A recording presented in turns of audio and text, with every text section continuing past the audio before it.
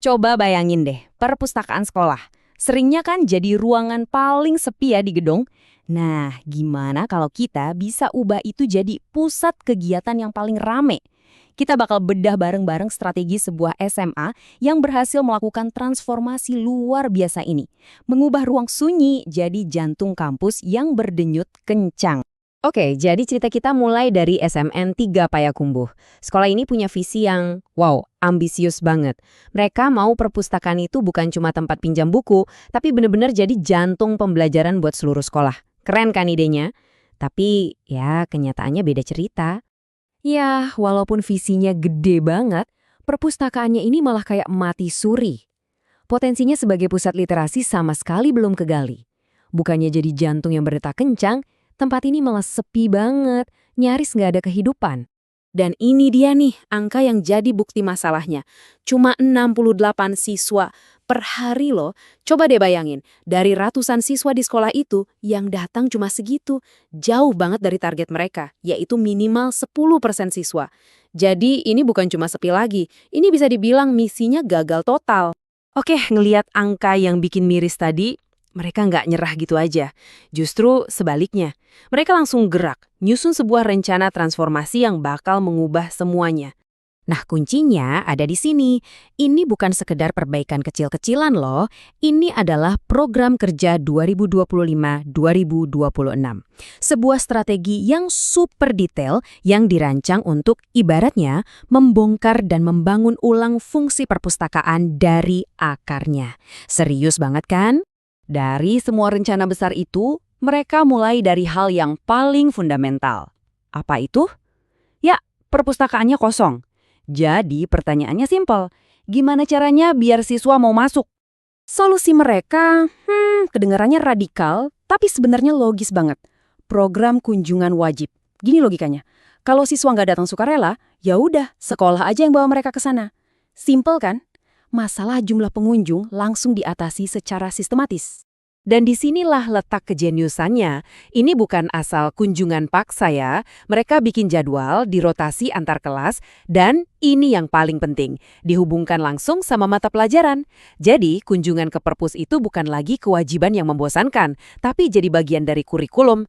Bukan lagi sekedar main ke perpus, tapi jadi bagian dari tugas sejarah atau bahasa Inggris misalnya. Terus, gimana hasilnya? Wah, angkanya ini udah menjawab semuanya. Coba lihat deh. Dari yang tadinya cuma 68 pengunjung per hari, langsung melonjak jadi 137. Itu lebih dari 2 kali lipat loh. Target 10% mereka lewat. Cuma dengan satu program yang terstruktur ini, masalah perpus yang kosong langsung beres. Oke, bikin ruangan jadi penuh, itu satu hal. Tapi tantangan berikutnya lebih berat. Gimana caranya bikin para siswa itu betah? Gimana mengubah kunjungan yang tadinya wajib jadi sesuatu yang mereka inginkan? Nah, ini semua soal menciptakan minat. Jawabannya, mereka mengubah total konsep perpustakaan itu sendiri. Caranya dengan memperkenalkan pojok tematik. Jadi idenya gini, perpustakaan itu nggak lagi cuma satu ruangan monoton yang isinya rak buku doang, tapi jadi kayak sebuah hub yang di dalamnya ada banyak dunia-dunia kecil yang beda-beda, buat melayani minat siswa yang juga beda-beda. Ini brilian banget sih, mereka mulai dengan pojok budaya. Jadi perpus itu nggak cuma soal buku-buku dari luar, tapi juga jadi tempat buat nyambung lagi sama akar budaya mereka sendiri. Ini kayak jembatan yang pas banget antara ilmu dari seluruh dunia yang ada di buku sama kearifan lokal Minangkabau. Nah, namanya juga perpustakaan modern yang nggak bisa anti teknologi dong. Makanya ada pojok baca digital. Ini langkah yang penting banget biar tetap relevan buat generasi sekarang. Ini bukan soal gantiin buku fisik loh ya, tapi soal merangkul dua-duanya. Jadi siswa bisa dapat info pakai format apapun yang mereka suka. Dan kerennya lagi, perpustakaan ini mikirnya jauh ke depan. Ada juga pojok kampus. Ini mengubah fungsi perpus dari yang cuma tempat belajar tentang masa lalu, jadi alat buat ngerancang masa depan. Perpustakaan jadi kayak partner strategis buat siswa waktu milih universitas dan karir. Keren kan? Tapi, dari semua ide tadi, mungkin yang paling powerful adalah yang satu ini, memberdayakan siswanya sendiri. Lewat program Duta Literasi, dinamikanya jadi kebalik. Siswa itu bukan lagi objek dari program, tapi jadi subjeknya. Mereka bukan lagi konsumen pasif, tapi jadi agen perubahan yang aktif. Nah, Nah, ini dia kita bisa lihat langsung aksi mereka. Para duta literasi ini lagi sibuk bikin mading sekolah, bikin konten yang bener-bener nyambung sama teman-teman sebayanya. Dan inilah yang mengubah permainan. Promosi literasi bukan lagi program dari guru ke murid, tapi jadi gerakan dari siswa untuk siswa.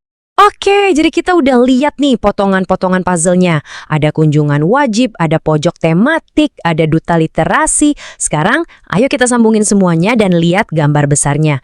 Gimana semua ini akhirnya nyiptain jantung pembelajaran yang baru. Nah, ini dia kuncinya. Nggak ada satupun dari ide ini yang jalan sendiri. Semuanya itu bagian dari satu ekosistem yang saling dukung. Kunjungan wajib itu kayak ngebukain pintu. Pojok tematik yang bikin mereka nyaman di dalam, terus duta literasi yang bikin mereka ngerasa punya tempat itu. Hasil akhirnya bukan cuma jumlah pengunjung yang naik, tapi fondasi buat budaya literasi yang benar-benar hidup dan awet. Dan semua upaya ini pada akhirnya kembali lagi ke visi besar mereka di awal. Ini bukan cuma soal angka, bukan cuma soal rame atau sepi. Tujuannya jauh lebih tinggi. Membentuk siswa yang berprestasi, kompetitif, dan pastinya berkarakter. Perpustakaan di sini jadi alat buat mencapai tujuan pendidikan yang paling mulia. Cerita dari SMA N3 Payakumbuh ini keren banget ya, dan ninggalin kita sama satu pertanyaan penting buat direnungin bareng-bareng. Coba dipikirin, di lingkungan kita, entah itu sekolah atau mungkin kantor, ada nggak sih ruang yang sebenarnya mati suri kayak perpustakaan tadi? Dan kira-kira apa ya yang bisa kita lakuin buat membangunkan ruang itu dan menjadikannya jantung aktivitas yang sesungguhnya?